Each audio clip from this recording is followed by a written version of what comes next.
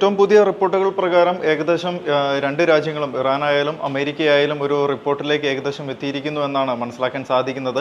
ഇറാന്റെ ഭാഗത്തു നിന്ന് ഒരു 14 നിബന്ധനകൾ അടക്കം പുറത്ത് വന്നിരുന്നു. പക്ഷേ അതിൻ്റെ കൂടുതൽ വിവരങ്ങൾ പുറത്ത് വിട്ടിട്ടില്ല, വിശദമായ വിവരങ്ങൾ പുറത്ത് വിട്ടിട്ടില്ല എന്നാണ് മനസ്സിലാക്കാൻ സാധിക്കുന്നത്.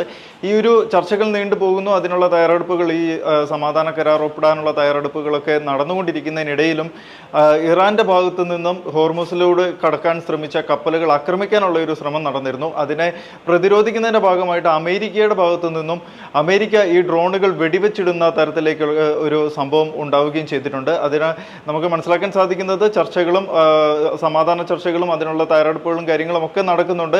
ഒപ്പം ആക്രമണവും നടക്കുന്നുണ്ട് എന്നത് ഇപ്പോൾ ഹോർമുസിലെ ഒരു അന്തരീക്ഷമാണ് എന്ന് നമുക്ക് വേണമെങ്കിൽ സൂചിപ്പിക്കാം. ഈ സമാധാന കരാറിൽ ഈ ആഴ്ച തന്നെ അവസാനത്തോടുകൂടി ഒപ്പിടുമെന്നാണ് അമേരിക്കൻ പ്രസിഡന്റ് ഡൊണാൾഡ് ട്രംപ് അറിയിച്ചിരുന്നത്. അത് യൂറോപ്പിൽ വെച്ചായിരിക്കും ഒപ്പിടുക എന്നും അറിയിച്ചിരുന്നു. പക്ഷേ ഇറാന്റെ ഭാഗത്തു നിന്ന് ഔദ്യോഗികമായിട്ടുള്ളൊരു സ്ഥിരീകരണം വന്നിട്ടില്ലായിരുന്നുവെങ്കിൽ പോലും ചർച്ചകൾ നടക്കുന്നുണ്ട്. ഏകദേശം ഈ സമാധാന കരാറിലേക്ക് എത്തിക്കൊണ്ടിരിക്കുന്നു എന്നുള്ള രീതിയിലെ ഒരു പ്രസ്താവനയുമായിട്ട് അബ്ബാസ് അരാഗ്ചി, ഇറാന്റെ വിദേശകാര്യമന്ത്രി അബ്ബാസ് അരാഗ്ചി, അദ്ദേഹം രംഗത്തെത്തിയിട്ടുണ്ട്. അദ്ദേഹത്തിന്റെ പല പോസ്റ്റുകളെയും വിമർശിച്ചുകൊണ്ട് ഇറാനിൽ തന്നെ ഉള്ള പലരും രംഗത്തെത്തുന്ന ഒരു സാഹചര്യവും ഉണ്ടായിട്ടുണ്ട്. ഇറാനിലെ പല മാധ്യമങ്ങളും രംഗത്തെത്തുന്ന ഒരു സാഹചര്യവും ഉണ്ടായിട്ടുണ്ട്. അതായത് ഇറാന്റെ ഒരു പൊതുവികാരം എന്ന് പറയുന്നത് അമേരിക്കയ്ക്ക് എതിരാണ് എന്ന് തന്നെയാണ് നമുക്ക് മനസ്സിലാക്കാൻ സാധിക്കുന്നത്. ഇറാന്റെ നേതൃത്വത്തിന്റെ, ഇറാൻ ഭരണകർത്താക്കളുടെ ഒരു പൊതുവികാരം എന്ന് പറയുന്നത് അമേരിക്കയ്ക്ക് എതിരാണ്. അപ്പോൾ ഇത്തരമൊരു കരാറിൽ ഏർപ്പെട്ടിട്ടുണ്ടെങ്കിൽ അത് അമേരിക്കയ്ക്ക് വഴങ്ങുന്ന, അമേരിക്കയുടെ ചില താല്പര്യങ്ങൾക്ക് വഴങ്ങുന്ന രീതിയിലേക്കായിരിക്കും കാര്യങ്ങൾ ചെന്നെത്തുക എന്നാണ് ഇറാന്റെ ഭാഗത്തു നിന്നുള്ള മറ്റ് ചിലരുടെ ഒരു പ്രസ്താവനയിൽ നിന്നും മനസ്സിലാക്കാൻ സാധിക്കുന്ന. അബ്ബാസ് അരാഗ്ചി അതിന് വഴങ്ങിക്കൊടുക്കുകയാണ് എന്നുള്ളൊരു കുറ്റപ്പെടുത്തൽ അദ്ദേഹത്തിനെതിരെ ഉയരുന്നുണ്ട് എന്നതും ഒരു യാഥാർത്ഥ്യം തന്നെയാണ്. അങ്ങനെ ഒരു സാഹചര്യം നിലനിൽക്കുമ്പോഴാണ് ഇപ്പോൾ ഈ ഹോർമൂസിൽ ഇതുപോലുള്ള ഒരു ആക്രമണം, ഡ്രോൺ ആക്രമണം ഇറാന്റെ ഭാഗത്തു നിന്ന്, IRGCയുടെ ഭാഗത്തു നിന്നുണ്ടാകുന്നു. അതിനെ പ്രതിരോധിക്കുന്നതിന്റെ ഭാഗമായിട്ട് സെൻകോമിന്റെ ഭാഗത്തു നിന്നും, സെൻട്രൽ കമാൻഡിന്റെ ഭാഗത്തു നിന്നും, അമേരിക്കൻ സഖ്യസേനയുടെ ഭാഗത്തു നിന്നുമുള്ള ഒരു ആക്രമണം ഉണ്ടാകുന്നു.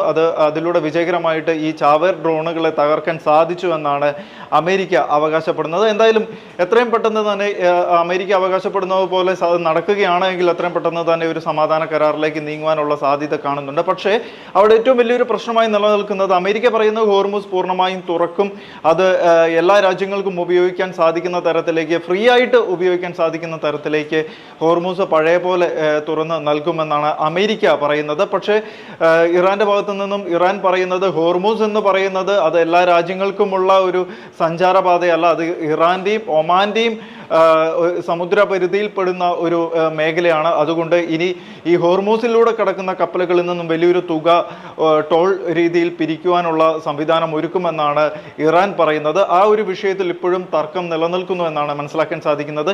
എങ്കിലും ന്യൂക്ലിയർ അണുവായുധം, ന്യൂക്ലിയർ വെപ്പൺ അല്ലെങ്കിൽ അതിനുവേണ്ട തയ്യാറെടുപ്പുകൾ ഒക്കെ തുടങ്ങി മറ്റ് ചില കാര്യങ്ങളിൽ ഏകദേശം ഒരു ഒത്തുതീർപ്പായതായിട്ടാണ് നമുക്ക് മനസ്സിലാക്കാൻ സാധിക്കുന്നത്. ഇറാനിൽ തന്നെ ഈ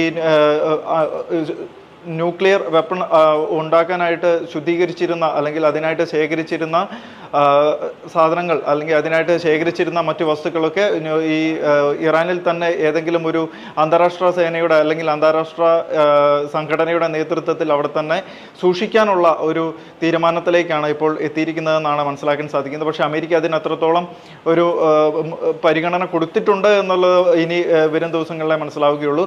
എന്തായാലും ഈ സമാധാന കരാറിൻ്റെ കൂടുതൽ വിവരങ്ങൾ അത് ഇരു രാജ്യങ്ങളും പുറത്ത് വിട്ടിട്ടില്ല. ഏതൊക്കെ കാര്യങ്ങളിലാണ് ധാരണ ആയിരിക്കുന്നത് എന്നുള്ള കാര്യങ്ങൾ പുറത്ത് വിട്ടിട്ടില്ല. അതുകൊണ്ട് തന്നെ വരും ദിവസങ്ങളിൽ ഏകദേശം ഇത് ഒപ്പിടുന്ന ആ ഒരു സമയത്തോടു കൂടി തന്നെയായിരിക്കും, കരാർ ഒപ്പിടുന്ന സമയത്തോടു കൂടി തന്നെയായിരിക്കും കൂടുതൽ വിവരങ്ങൾ പുറത്തു വരുന്നത്. ജോയ്സ്, മറ്റൊരു കാര്യം നമുക്കറിയാവുന്നതുപോലെ ലെബനോനും ഇസ്രായേലും തമ്മിലുള്ള കാര്യങ്ങൾ എങ്ങനെയാണ്? ഇസ്രായേൽ ഈ കരാറുമായി ബന്ധപ്പെട്ട് ആക്രമണം ഇപ്പോൾ അവസാനിപ്പിച്ചിട്ടുണ്ടോ, അതോ ആക്രമണം തുടരാനുള്ള പുറപ്പാടിൽ തന്നെയാണോ ഇസ്രായേൽ ഇപ്പോഴും നിലനിൽക്കുന്നത്?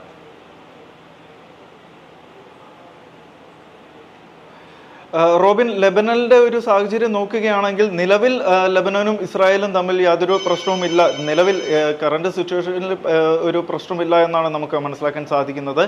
അതിന് മറ്റൊരു കാരണം എന്ന് പറയുന്നത് ഏകദേശം നല്ലൊരു ടൈം ഇസ്രായേലിന് ലഭിച്ചിരുന്നു. നമ്മൾ ഇന്നലെ ഓൾറെഡി സൂചിപ്പിച്ച ഒരു വിഷയമായിരുന്നു. ഇസ്രായേലിന് ഇപ്പോൾ നിലനിൽക്കുന്ന ഈ ഒരു വെടിനിർത്തലിൽ തന്നെ അത്യാവശ്യം നല്ലൊരു ടൈം ഇസ്രായേലിന് ലഭിച്ചിരുന്നു. ആ ടൈമിൽ തന്നെ ഇസ്രായേൽ ഹിസ്ബുള്ള അടക്കമുള്ള പ്രോക്സി ഗ്രൂപ്പുകളെ ഒരു അടിച്ച് നിരത്തുന്ന തരത്തിലേക്ക് കാര്യങ്ങൾ അവർ മാക്സിമം ആ ടൈം ഉപയോഗിച്ചു എന്ന് വേണം നമുക്ക് മനസ്സിലാക്കാൻ വേണ്ടിയിട്ട്.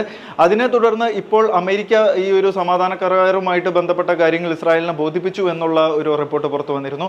അപ്പോൾ അതിന് ഇസ്രായേലിൻ്റെ ഭാഗത്തു നിന്ന് വ്യക്തമായിട്ടുള്ള ഒരു മറുപടി കൊടുക്കുകയോ അല്ലെങ്കിൽ പ്രതികരണം ഉണ്ടാവുകയോ ചെയ്തിട്ടില്ല എങ്കിൽ പോലും ഇപ്പോൾ നിലവിൽ ആ ഒരു മേഖലയിൽ ശാന്തമായിട്ടുള്ള ഒരു സാഹചര്യമാണ് നിലനിൽക്കുന്നതെന്നാണ് മനസ്സിലാക്കാൻ സാധിക്കുന്നത്. ഇനി മറ്റൊരു പ്രത്യാക്രമണം ഉണ്ടാകുന്ന അല്ലെങ്കിൽ മറ്റൊരു രീതിയിൽ ഏതെങ്കിലും തരത്തിൽ ഇസ്രായേലിന് ഒരു സുരക്ഷാ ഭീഷണി ഉണ്ടാകുന്ന സമയത്ത് ഒരു പ്രശ്നമുണ്ടാകാനുള്ള ഒരു സാധ്യതയാണ് നിലനിൽക്കുന്നത്. നിലവിൽ അത്തരം സാഹചര്യങ്ങളൊന്നും ഇല്ല എന്നാണ് മനസ്സിലാക്കാൻ സാധിക്കുന്നത്. റോബിൻ.